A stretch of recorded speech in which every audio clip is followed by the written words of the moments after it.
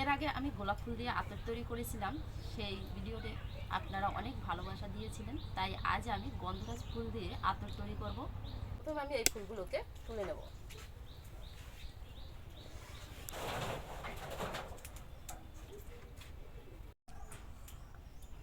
সব 3 বার জল দিয়ে ধুয়ে নিতে হবে। ফুলগুলোকে আমি জল দিয়ে ধুয়ে নিয়েছি। এর ভিতরে আমি 1 লিটার পরিমাণে জল দিয়ে দেব।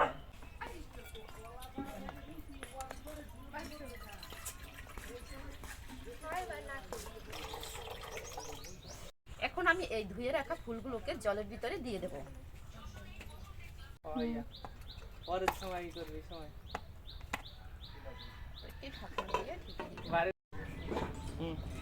এখন আমি পরবর্তী স্টেপে চলে যাচ্ছি। আমি একটি বাটিতে অল্প জলটা দিয়ে ভালোভাবে মেখে নিতে হবে।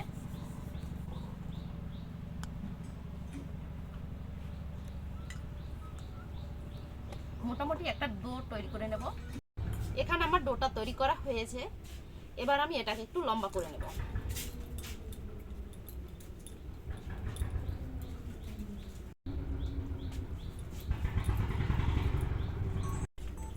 এবার এই আটার ডোটাকে আমি কড়ার পাশ থেকে লাগিয়ে নেব, যাতে কোনো বায়ু প্রবেশ করতে না পারে।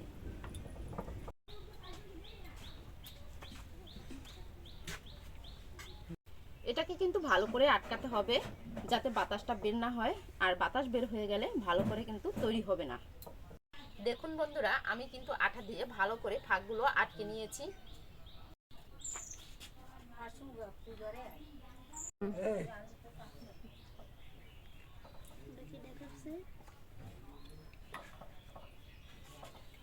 এবার চুলাটিকে আমি অন করে দিচ্ছি।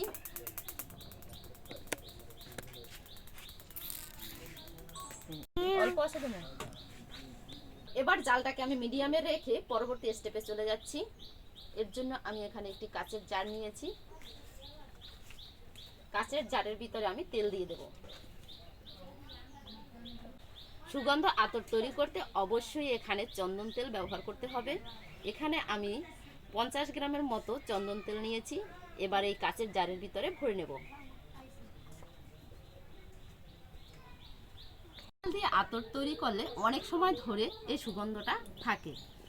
আর চন্দন তেল যদি আপনার কাছে না থাকে, আপনি বাদাম তেল অথবা নারকেল তেল দিয়েও এই আতরটা তৈরি করে নিতে পারেন।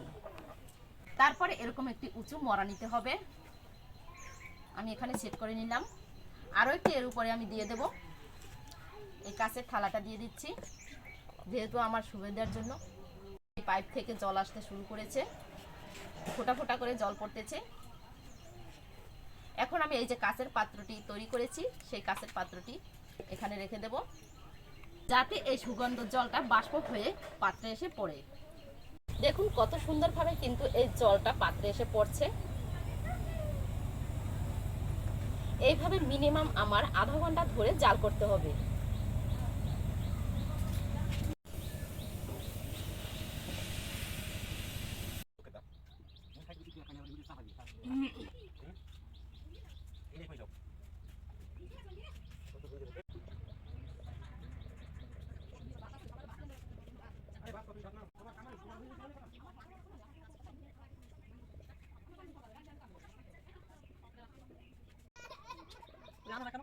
আর এখানে আধা ঘন্টা জাল করা হয়ে গেছে। এবার আপনারা এই নিজ চোখে দেখতে পাচ্ছেন। এবার আমি এই পাত্রটাকে তুলে নেব আর চুলাটাকে অফ করে দেব।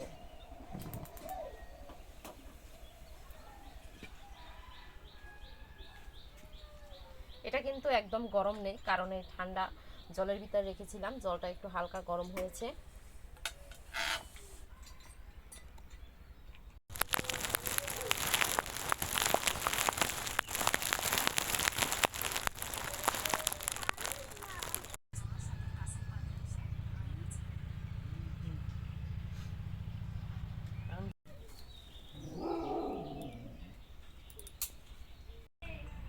আর আপনি যখন এটি ব্যবহার করবেন অবশ্যই নাড়িয়ে নেবেন।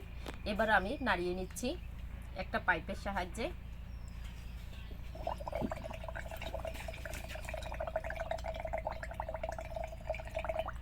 যেহেতু আমি ঘরোয়া পদ্ধতিতে তৈরি করছি, তাই একটি পাইপের সাহায্যে এভাবে যদি ফুঁদে হয় তাহলে কিন্তু এটা মিশে যাবে ভালো করে।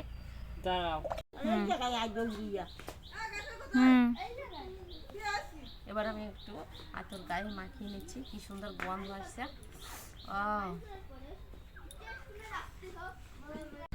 আপনি বাড়িতে এইভাবে ঘরোয়া পদ্ধতিতে এই রজনীগন্ধার আতর তৈরি করে একটি কাচের জারে 1 মাস ধরে সংরক্ষণ করে রাখতে পারেন। তো বন্ধুরা, আমার এই ভিডিওটি তোমাদের কাছে কেমন লেগেছে অবশ্যই কমেন্ট করে জানাবে, আর ভিডিওটি ভালো লাগলে অবশ্যই একটি লাইক দিবে। ভালো থাকবে, সুস্থ থাকবে।